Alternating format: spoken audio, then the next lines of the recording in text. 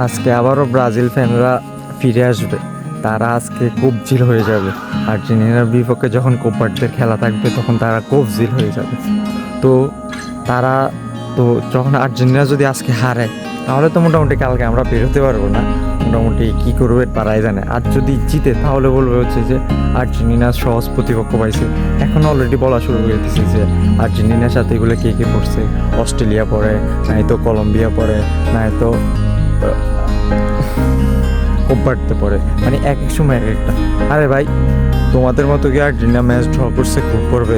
Argentina match একটা ম্যাচও draw করে না, সবগুলো ম্যাচ জিতে আসছে, যার কারণে সহজ প্রতিপক্ষ করে। তোমরা ম্যাচ ড্র করলে তোমাদের সহজ প্রতিপক্ষ হবে, এমন চিন্তা করো। তুমি ম্যাচ যদি সবগুলো জিততা তাহলে তোমাকে কে বলবে? তুমি যদি ম্যাচ জিততা তাহলে তোমার বিরুদ্ধে কি কঠিন করে প্রতিপক্ষ পড়তো। আর পর্তুগালের বিপক্ষে তুমি পর্তুগালের ওই পাশে পাঠাইছো। তো কলম্বিয়ার সাথে পর্তুগালের করতে গেছে, জিততে পারলো না ওখানে। জিতলে তো এতক্ষণে পর্তুগালও আমাদের এই দিকে পড়তো। আমরা তো এই চিন্তা ভাবনা নিয়ে আসছি যে এবার হচ্ছে একটা রাইভাল ট্রিপ হবে, যে পর্তুগাল ভার্সেস আর্জেন্টিনা, মানে মেসি ভার্সেস রোনালদোর একটা 14 সালের পর আর একটা দেখবো আর কি। আমরা তো দেখিনি, 14 সালে তো ছোটো ছিলাম, তখন তো বুঝতাম না, তখন তো কিছু দেখিনি। ভাবছিলাম যে 14 সালের পর আর একটা হবে, কিন্তু এটা তো আর হলো না, কারণ তোমাদের আবেগী গড মানে ম্যাচটা জিততে পারে নাই।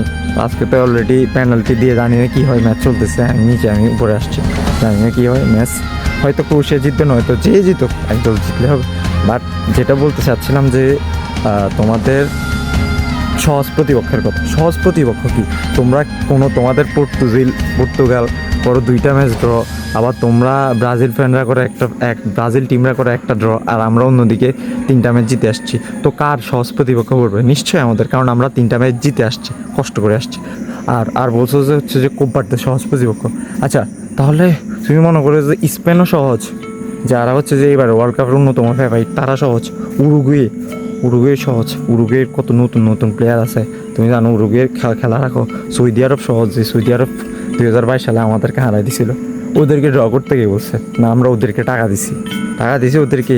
মানে হচ্ছে যে স্পেনের সাথে মেসির হয়ে গেছে। মানে তোমাদের মতামত অনুযায়ী আমি একটা যুক্তি বের করলাম আর কি, যেহেতু হচ্ছে যে স্পেনের বার্সেলোনাতে মেসি খেলছে, তাই স্পেনের সাথে মেসির একটা কন্ট্রাক্ট হয়ে গেছে। তোমরা হারো, আমি টাকা দিতেছি, আমার তো টাকার অভাব নাই। ফিফা আমার এই। তারপর উরুগুই প্রতিবেশী দেশ, তারা বলে দিতে আছে। সৌদি আরবে মেসি যায় নাই। সৌদি আরব যেহেতু 2034 সালে বিশ্বকাপ আয়োজন করতে চাচ্ছে, তাই সৌদি আরবের সাথে মেসি একটা কন্ট্রাক্ট করে দিয়েছে ফিফার ভালো সম্পর্কে, যার কারণে মেসিরও ভালো সম্পর্ক। কিন্তু তোমাদের যুক্তি অনুযায়ী এটাই হতে পারে। আর কোপ বাড়তে পড়ছে মেসির অ্যাকাউন্টে, তো গ্রামীণ ব্যাংকে তো টাকার অভাব নাই। আমাদের একটা স্যার বলছিল আর কি, যে হচ্ছে যে সব মাফিয়া, মানে স্যারের হয়তো দুষ্টামি করে বলছিল, ভালো লাগছে। বলতে হচ্ছে যে দেখছেন সব মাফিয়া মেসির কারসাজি।